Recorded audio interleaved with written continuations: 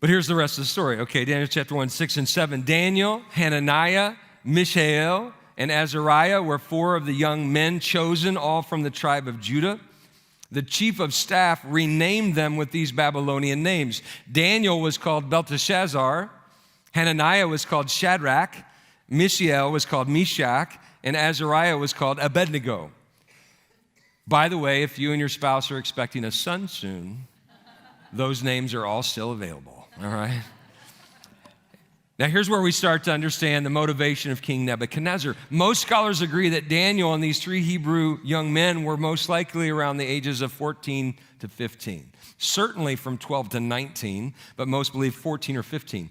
And so why would they be renamed, re-educated, and given a different diet?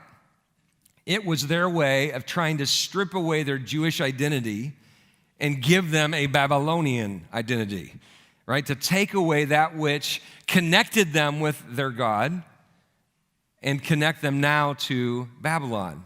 The king wanted them to look like Babylonians, talk like Babylonians, eat and drink like Babylonians, think like Babylonians, believe like Babylonians, and behave like Babylonians. And it's hard to say Babylonians that many times. See, our culture and our enemy wants that of you too.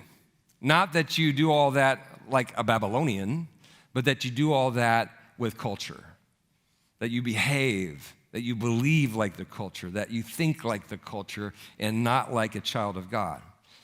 That's not what God wants from you.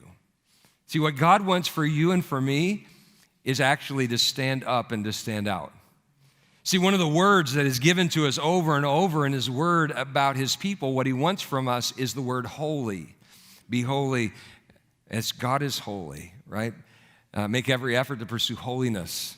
Hebrews 12:14. There's just multiple places where we're told to be holy, and that's not nearly as much about behavior as we think. It has to do with being set apart.